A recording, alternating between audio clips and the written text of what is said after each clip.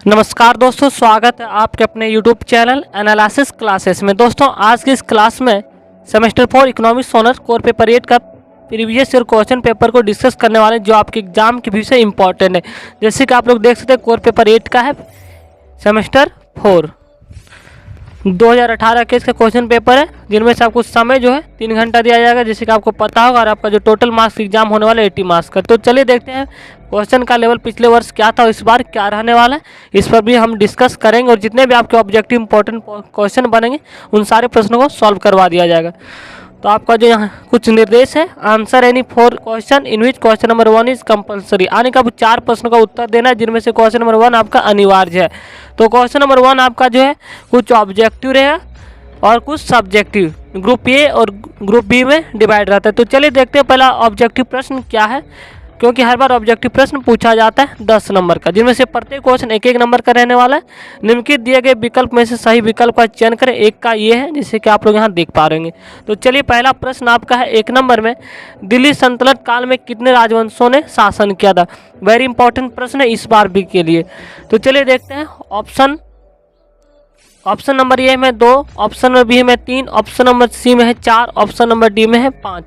तो आपसे प्रश्न पूछा गया दिल्ली सल्तनत काल में कितने राजवंशों ने शासन किया। तो आंसर इसका सभी को पता होगा, 5 राजवंशों ने। तो कौन कौन से?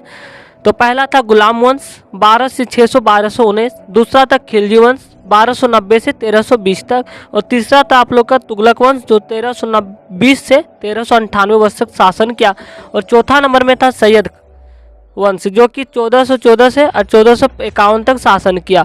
और पांचवा था अंतिम शासक। आपसे पूछा जा सकता है कि सल्तनत काल के अंतिम शासक कौन था राजवंश वंश, तो लोधी वंश, जो कि 1451 से 1526 वर्षों तक शासन किया।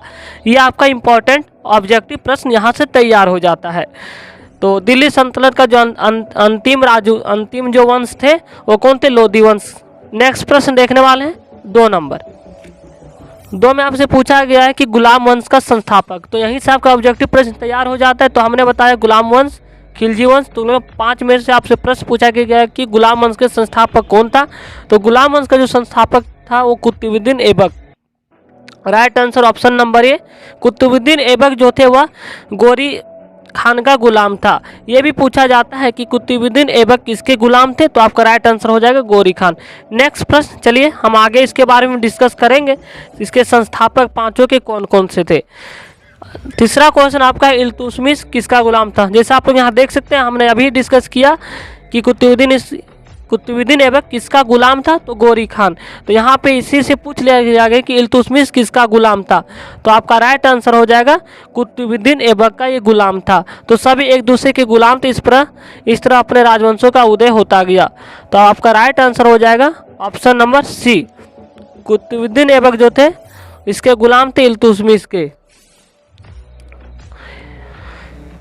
नेक्स्ट प्रश्न, क्वेश्चन नंबर 4, दिल्ली से शासन करने वाली प्रथम महिला कौन थी।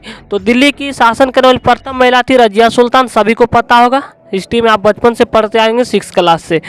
तो Razia Sultan, right answer option number A. Next प्रश्न देखने वाले क्वेश्चन नंबर 5, गुलाम वंश का अंतिम सुल्तान कौन था। तो अंतिम सुल्तान हर बार पूछ लिया जाता है, तो इसे आप ध्यान में रखेंगे।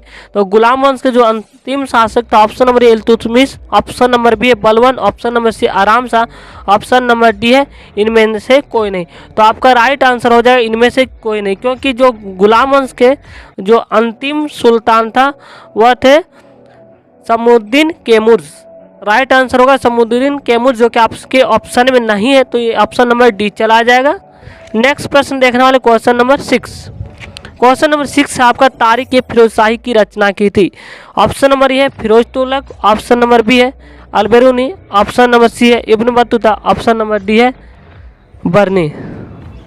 तो इसका आपका राइट आंसर हो जाएगा तारिक ए फिरोज शाही की जो रचना की थी बर्नी ने। इसका जो पूरा नाम है फिरोज जियाउद्दीन बर्नी, इसका पूरा नाम है। नेक्स्ट प्रश्न, इसी से कुछ इंपॉर्टेंट प्रश्न रचना बुक से पूछ लिया जाता है। तो तहकीक ए हिंद या किताब उल हिंद के लेखक जो थे अलबरूनी थे। ये इंपॉर्टेंट प्रश्न इस बार के लिए। नेक्स्ट प्रश्न देखने वाले क्वेश्चन नंबर 7, ताजुल मासिर का लेखक कौन था? तो ताजुल मासूर का लेखक ऑप्शन नंबर ए है बर्नी, ऑप्शन नंबर बी है इसामी, ऑप्शन नंबर सी है अफीफ, ऑप्शन नंबर डी हसीन निजामी। तो ताजुल मासिर के जो लेखक थे हसीन Nizami, option number D right answer. अगर इसका पूरा नाम जानना चाहेंगे तो सतरुद्दीन हसन निजामी थे, जो 1192 ईस्वी में बुक लिखे थे। नेक्स्ट प्रश्न देखने वाले हैं, क्वेश्चन नंबर 8, 40 मंडल का गठन क्या था? इल्तुतमिश, बलवान, ऐबक, रजिया। तो 40 मंडल का जो गठन किया था इल्तुतमिश ने। आपका राइट आंसर हो जाएगा option number A Iltutmish, option number A. Next प्रश्न क्वेश्चन नंबर 9, इल्तुतमिश कालीन मुद्राओं को क्या कहते थे? ऑप्शन नंबर ए है पन, ऑप्शन नंबर बी है दिनार, ऑप्शन नंबर सी है टका, ऑप्शन नंबर डी है जिटल। तो इल्तुतमिश कालीन मुद्राओं को उस समय 2 मुद्राओं को चलाया गया था, जिनमें से एक तांबे का जितल और दूसरा था चांदी का टका। बट यहाँ पे आप देखेंगे तो ऑप्शन दोनों दिया हुआ है, तो कहीं ना कहीं कुछ ऑप्शन नंबर सी भी सही है, ऑप्शन नंबर डी भी है, तो इसके लिए कुछ कहना उचित नहीं। आप आंसर में सी डी शायद ऑप्शन में मिस्टेक होगा। नेक्स्ट प्रश्न देखने वाले क्वेश्चन नंबर 10, भक्ति आंदोलन के प्रवर्तक कौन थे? रामानुजाचार्य, ऑप्शन नंबर बी है शंकराचार्य, ऑप्शन नंबर सी है रामानंद, ऑप्शन नंबर डी है कबीर। तो भक्ति आंदोलन के जो प्रमुख थे, प्रवर्तक थे, वो थे Ramanand, option number C right answer है।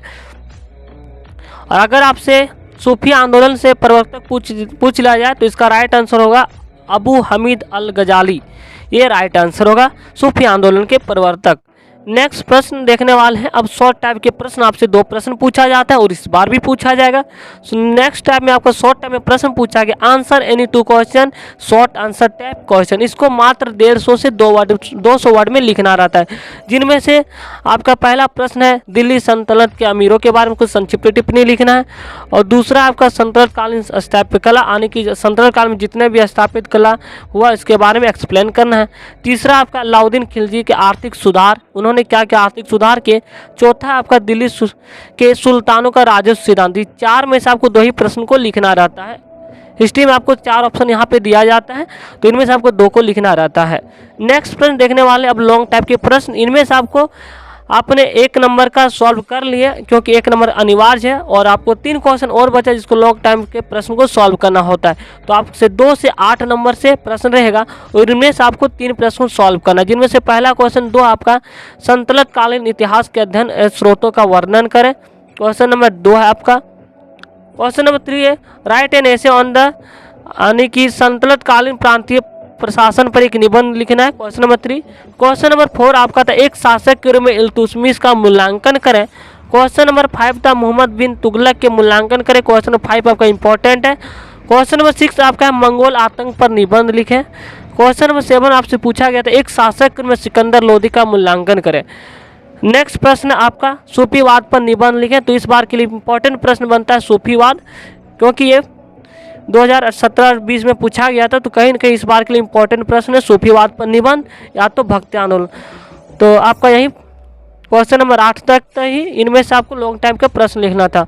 तो नेक्स्ट वीडियो आपके जितने भी इंपॉर्टेंट क्वेश्चन आपसे इन चैप्टर से बनते सारे करवाया जाएगा। अगर आप हमारे चैनल पर नए हैं तो चैनल को सब्सक्राइब कर लीजिएगा, ताकि आने वाले वीडियो को आपको नोटिफिकेशन समय पर मिल सके। तो नेक्स्ट वीडियो आने वाला है कोर पेपर 9 का प्रीवियस ईयर क्वेश्चन पेपर।